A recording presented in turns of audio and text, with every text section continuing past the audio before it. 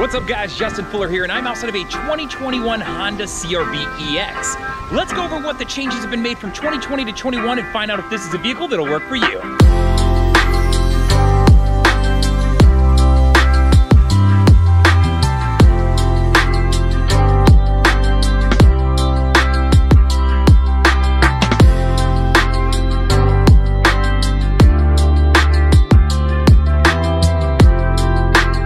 So let's talk about what's underneath the hood of this 2021 Honda CR-V. So as we come in here, I'll remind you that it has a 190 horsepower engine. You're looking at a 1.5 liter turbo engine underneath the hood. Now this is connected to a CVT transmission, so you can see I've got quite a bit of space floating behind me in this vehicle. So as we move across here, you do get 28 in the city and 34 on the highway, so just something to keep in mind. I'll point out your brake distribution right here. Of course, your windshield wiper fluids. As we move around, you can see I do have an engine dipstick right here. Of course, my air box is coming in right over here. And then I've got my CPU sitting right over here, excuse me. My fuse box is sitting right over here. I've got my CPU hidden back behind here. And then of course my battery is right here with my terminals that are very easily accessible. While we're at the front of this car, I want to take a quick second to just show you a comparison of other vehicles related to the horsepower, what's underneath the hood. And then of course after that, we're gonna jump over to some miles per gallon so we can look at some of that fuel economy and compare the CR-V to some of these other vehicles. So take a look at what's on the screen, and that way you can get an idea for where this car competes. So when it comes to safety, you have a lot of different things working for you with this vehicle. So from the side profile, I want to point out that it does have 6 airbags. So you have 2 front airbags, 2 side, and then 2 full curtain that run the extent of the front and back glass. Now with that, you do have ACE body structure. And what that means is that stands for Advanced Compatibility Engineering. And so related to the car, if you were to get in a wreck, the engine mounts are decided to drop out so that it doesn't get pushed into the cabin. There are crinkle zones around the car to help protect everyone inside the cabin. So this is all in place and on every single Honda to make sure everyone's safe in the vehicle. Now as we move around to the front, I want to talk to you about Honda Sensing. And the reason I come around to the front is that there are 2 things up here you should know about. The first being right here, it's been recently relocated, and that's going to be part of your radar system. And then as we move up here, you'll see a small trapezoid cut out of the windshield, and that's where the camera is in this car. And those are going to be for your adaptive cruise control and your lane keep assist. So adaptive cruise control is set up to where if I set my speed, what it will do is it'll hold that speed and keep the distance between me and the car in front of me using the radar and that camera to detect that car in front of me. Now it also uses that for the collision mitigated braking system, which means that if it's looking like I'm gonna rear end another car, the car will actually start to audibly alert me and then flash in the dash and then actually start to apply the brakes to help prevent me from hitting another vehicle. Now, lane keep assist is a third feature that we're going to talk about, and it's going to be set to where if I'm driving down the road and I start to drift to my left or the right, it's going to help me keep centered in the lane. And it's using that camera that we just pointed out up there. Now, on top of all of that, you've got a backup camera with this car with 3 different views that I'll show you here shortly. It also has cross-traffic monitoring, so there are sensors off the back of the car to let you know if there's somebody coming from the left or the right side driving behind you. So you've got a lot of different features here set up to protect you.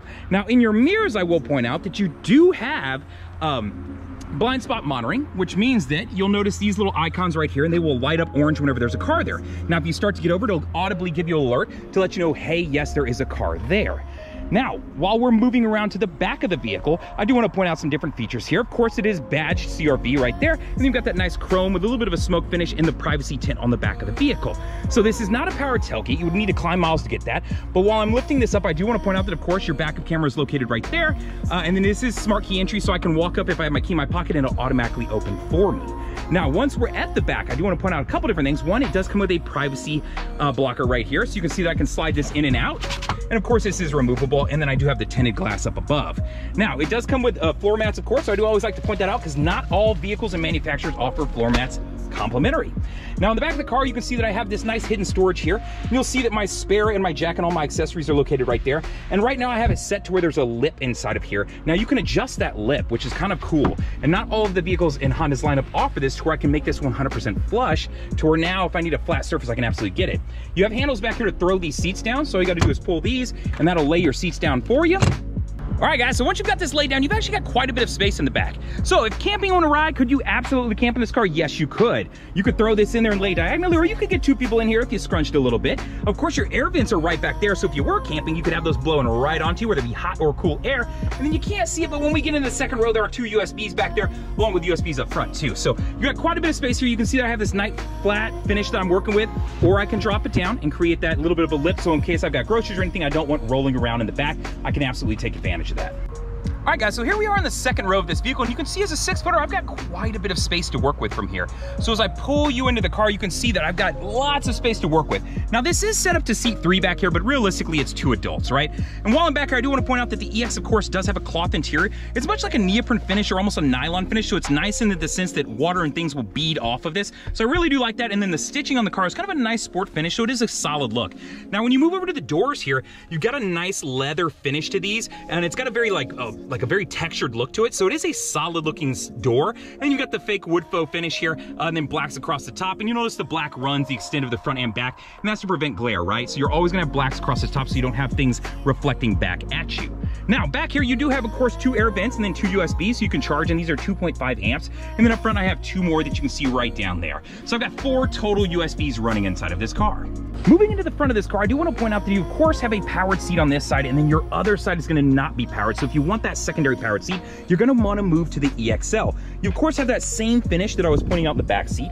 And then down here, of course, I've got my controls, my back controls, and then my lower lumbar support controls right here, too. Now, as we move over to the quick entry and quick push buttons, I'll point out here, you got your gas option right here, your hood right below it, and then moving up onto the door, I have my options, of course, control all of my windows, my auto up and down, my window locks, my door locks, and then my mirror controls are right here additionally too. All right, so when it comes to the 2020 and moving up to the 2021 Honda CR-V, and specifically the EX, there's not really any changes. So at this point, you're really just looking at, do I want a newer year model, or do I think I can save a little bit of money if it's the end of the year, much like it is right now, on that 2020 model? I will point out, though, that one thing I did notice is looking at the big Maroni sticker here in the back, is that they are offering, we'll call premium colors is what they're labeling it, for an extra $395. Whereas in previous years, you wouldn't have saw that extra charge. So just be aware of that when you're looking at this car. Normally, where an EX would be starting right around that 29,000 mark, really right under it. This one is going to be 29,375 because of the premium white pearl paint job that it has on the vehicle. So when it comes to the steering wheel and the controls, not much has changed since 2021, right? So I've got my Bluetooth controls right here. So to answer a call, hang up, or to use voice command. This will also work with Apple CarPlay and Android Auto.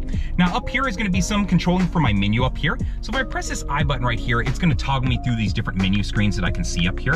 And once I've entered one, this is where I can use these to toggle up and down to select whatever I may be doing, right? So this way it gives me the ability to control and move around in the menu screen. And then of course my volume controls are going to be right here. Now moving over to the right side of the steering wheel is where you're going to find some of those Honda sensing features. So if I press this main button, you're going to see ACC and LKS light up right there, right? So you can see them flashing at me. And that stands for Adaptive Cruise Control and Lane Keep Assist. So Lane Keep Assist is this first button. And as I mentioned earlier, Lane Keep Assist is going to be set up to where if you start to drift to your left or your right, it'll keep you centered inside of your lane using this camera that is right up here to detect those lines that are out on the road. So that is Lane Keep Assist. So if I press this button, you're going to see some dotted lines appear up here.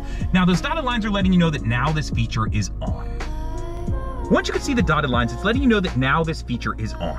From here, once you're going over 45 miles an hour and the camera is actively reading the lines on the road, these dotted lines will fill in solid. Now, if you drift to the left or the right, it's going to keep you centered. Now, a reminder, if you're not one of those people who uses your blinkers and you use this feature, you're probably going to find that it kind of annoys you because it will pull the wheel a little bit to the left or the right to help keep you centered in the lane. So if you're looking to leave that lane, you're going to feel some pull against it. Now, if you use your blinkers, which are located right over here, you won't have to worry about that issue. So just something to keep in mind as a caveat to this feature.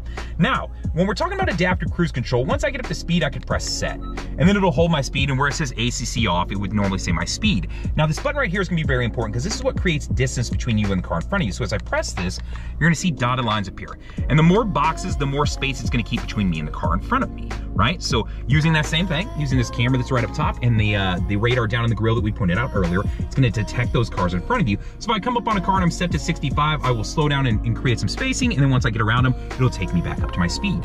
Now if you wanna flip over to a classic cruise control, just press and hold, and it'll say cruise mode selected. If I press it again, and now we're back to the adaptive cruise control. So I'm just pressing and holding this button. Now over here on the left, I did point out that of course I have my lighting controls, right? So I can set these to auto, as you can see right there, and then my fog light controls are right here. Then as we move over to the other side, I have my windshield wipers pull down for the front, and to control the back, I can use this off the tip of the stalk right here. Now it is a push button start, and it does have a remote start, so just something to be aware of when we're looking at this. Let me pull out the key here and show you a couple things related to that. To use the remote start, All you would do is press the lock button first, make sure the car is always locked, and then press and hold the remote start button. That'll fire up the car. Now, a lot of people get confused about this button sitting right next to us. All this is gonna do is unlock the tailgate. This does not have a powered tailgate, so don't get confused by this button. You would need to climb up to the EXL model to get that powered tailgate. Related to the rest of the buttons, your lock, your unlock, and then of course to set off your alarm if you were looking to. Now on the back, you do have a small switch right here that you can push, and if you push that switch, you can actually slide a key that lives inside of this out. So let's see if I can do this with one hand. All right, so here is the key that lives inside of this fob, and all it does is slide out of the bottom right here. So just something to be aware of. If you ever were to lock the car and the car died, this would allow you to get inside of the doors, right? So you do physically have a key that works for this vehicle, or you could just hand this to the valet guy. He could take this and you could keep all of your keys on your key ring down here. All right, guys, so as we move into the left side of the dash over here, I want to point out a couple buttons. Now, this first one is road departure mitigation. So this is always on if this LED is on. And what this is if I start to drift off the left side of the road, it's going to be an audible alert. It'll actually vibrate the wheel to let me know, hey, wake up, pay attention, you're drifting off the side of the road. Now, below that is collision mitigation braking. So this we talked about earlier. In the event that it's looking like I'm going to rear into another car, it'll give me an audible alert. It'll flash in the dash and actually start to apply the brakes to help prevent the accident. And it's using that camera and that radar to detect those cars in front of me, right? So this is always on and running unless I press and hold. You'll hear a beep. And now it's off, right? So it takes a little bit to turn this off. You're not gonna accidentally bump it and turn it off. Above that is your vehicle stability assist. This works with your traction control. In the event that you go into a skid, it'll help transfer power to whichever wheel is getting better traction to help correct for that skid. All right, so let's go over the touchscreen and just some of the options that this vehicle has. So I wanna start off on audio, and I'm just gonna kind of breeze through these, so know that you can always come back and kind of touch on these and figure it out. So the first thing it does is it pulls up the immediate audio that was last played in this vehicle. Now, if I wanna jump around and check out some different things, I absolutely can do that. I'm gonna hit the source button right here. Source button gives me options to all my audio available. So I have FM, AM, Sirius XM for 90 days. USB, which I can plug into. Of course, it has access to iPods. It's just letting you know it's Apple friendly. Of course, you have Bluetooth option available to you. So if you want to wirelessly stream your music, Pandora compatibility, no worries. If you're a Spotify user, you can always use the Bluetooth, or if you're connected up to Android Auto, which I currently am, you could jump into that and then listen to your music. I typically use Spotify, so for me, that would be the option that I would want to take advantage of. Or if I have any music stored, I could do that too. So you can see I'm pulling up a sweet ass 90s jam that if you don't know about, you need to go listen.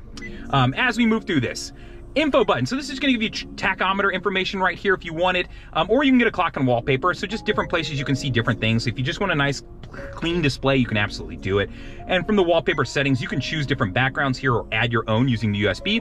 Just needs to be a JPEG or a BMP file. And let me remind you that you cannot use your phone to upload this. It has to be a thumb drive if you want to do so. But I could go to clock and wallpaper type from here. I could go to next, and then as I move through this, I could add that in. So I can get rid of the clock here and go over to the wallpaper and select what I want, right? So just so you know how to do it. Moving down, HondaLink is a really cool feature. Depending on the car and the trim level, you have different options available to you. This is letting you know that if I ever get into an accident, or actually this isn't, but specifically related to this car, I want you to know that if you ever get in an accident, HondaLink can call 911 for you, and they can report, of course, your last GPS location, your make, model, color, and of course the VIN of the car. So a really cool option that HondaLink offers to you. 100% free, take advantage of it, use HondaLink. Outside of that, if you want to look at the subscription stuff, just go to HondaLink.com. If you're getting a higher trim, typically in your Tourings, your Elite, your Black editions of vehicles, this is where you're going to find the ability to start your car from your phone or to be able to do the door locks from your phone. So just something to be aware of. And then there's concierge surfaces and other things of that nature. Now, phone, if you've never connected a phone to Bluetooth, all you'd have to do, which I've already connected mine, is click that button and it'll prompt you to walk you through it. If you want to add a second, third, or fourth phone, you could go to the settings button right here. And then once this opens, I'd go to Bluetooth and Wi-Fi. Once I'm under Bluetooth and Wi-Fi, I click that device list because I want to add something to it, hit add new device, and then you'd be able to start searching for your phone, right? So easy enough, you can see that my Pixel is already connected here. Okay, so settings in the car, I just want to show you a couple quick settings. These are related to your door locks. If you go under vehicle right here, there's a couple cool ones that not a lot of people go over, and they should. Door and window setup. Once you're under there, this is where I can control my door locks. Right now, when I hit 10 miles an hour, it'll automatically lock my door because that is the setting is set to. I can do it when I shift to park, or I can turn it off. Once I get it, I would just hit yes to save it. So that's when your doors lock, right? So right now, you hit 10, it locks. door unlock. So right now when I open the driver's side door, it'll then unlock the remaining doors of the car. Not a fan of this feature because a lot of times the person driving the car may take a long time to get their stuff together and everybody else is fiddling with their door trying to find the door lock. So I like that maybe when you turn the ignition off, that will then unlock the remaining doors of the car, right? So just a nice switch that you can make in this vehicle. Now, one more thing with door locks, and we're gonna move away from this. If I scroll down here all the way to the bottom, walkway auto lock. I do not know why Honda won't turn this on and set this to a default feature. They absolutely should. What this means is if I have my key with me, I get out of the car, I walk off. The minute I get 10 feet from the door, the car will automatically lock the doors for me. So if I leave important valuables, such as all these cameras and this equipment accidentally in the car, and I leave the doors unlocked, I don't have to run out of the grocery store panicking, wondering if I locked the doors because this will automatically lock them for me. So take advantage of the walkaway auto lock feature. Cool. All right, so Android Auto and Apple CarPlay. So I have connected up my phone to the USB, right? So I've connected up my phone and I have it plugged in the USB down here. So I now have access to Android Auto. So when I select that, it's gonna pull up probably my navigation first because that's typically what I have up and running, right? So I can see any music that I had going, which let's get that out of the way. I can see previous addresses, anything that I might have been searching through Google. I can see my Spotify if I want to start play there. Now, if I hit this round button in the corner, it's going to pull up all the different options I have. So I don't use a ton of the features that are available to you on Android Auto just because I'm a simple guy, man. I like Spotify, I like my maps, and I like my music. That's about it. So in here, you can see that I've got Waze, I've got Google Maps. If you're an Apple user, you can use Apple Maps, and you could use all these that I've mentioned, Spotify, Pandora. There is a lot of different apps. So what I'm gonna do is I'm gonna take a second to stop and throw up some of the most popular apps on the screen. So that way you can see, hey, do I take advantage of podcasts? Do I wanna be able to do that via here? Absolutely. Do I wanna use other navigation systems like TomTom? Maybe I do. You know, there's a lot of different capabilities. If I'm a sports fan, you know, maybe I want the MLB app, or I believe the NBA has one also. So check it out. Let me know what you think. If there's one that you really love, please do comment and let me know about that. Jump into that is the touchscreen. Below that, the climate control system is right here. I can control it up on the screen here, and I can control some down here. When I adjust these, you'll see that it changes up here. But if I want to turn the AC on, I physically do have to press that button. I don't like this in the sense that when you start the car, this has to boot up. So if it's really hot or really cold, I have to wait to turn on the AC or the heat. So sometimes that can be a little bit tricky, right? So just something to keep in mind. Now, I'm gonna scroll down just a little bit here, and let's talk about these 3 buttons, or 4 buttons I should say right here. The first one is my parking brake. So if I press my foot on the brake, I can pull up and set my parking brake. Easy enough, press down to release with my foot on the brake. So just like a handbrake. Now below that is brake hold. And brake hold is set to where if I have my seatbelt on, what it will do is I can shift the car into drive. I can turn brake hold on, and now once it's holding, I can let my foot off. So you can see my foot's not touching anything. I'm just dancing with it over here while the car's in drive. The minute I touch the gas pedal, it'll release the brake and we'll roll forward. When I come to another complete stop, once I come to the stop, it'll say hold, and then now it's holding again. So it's just a cool convenience feature that the car offers to you. Now, idle start stop is something newer that they've added into all these vehicles now. It's always on and running. If you don't want the idle start stop to be on, you need to press this every time you turn the car on. Idle start stop basically means that when I come to a stop at like if I'm in stop and go traffic and I'm sitting at a stoplight, it can turn off the engine of the vehicle but leave on the electronics and the AC controls so that I can help save for gas mileage. Not a huge fan, but hey, it exists. Let's deal with it. Now below that is your econ button. When I turn this on, you'll see a green leaf pop up over here in the screen. All it's letting you know is that, hey, you're gonna save as far as gas mileage goes, but you are gonna give up some of that acceleration off the pedal, and your AC unit isn't gonna go low quite as hard, so just be aware of that. So let's take a second to talk about the backup camera inside of this vehicle. So when I throw it into reverse, it's gonna automatically throw up my backup camera here for me, and you can see that I've got my guidelines that'll cut with me as I cut the wheel, right? So they're active and dynamic guidelines.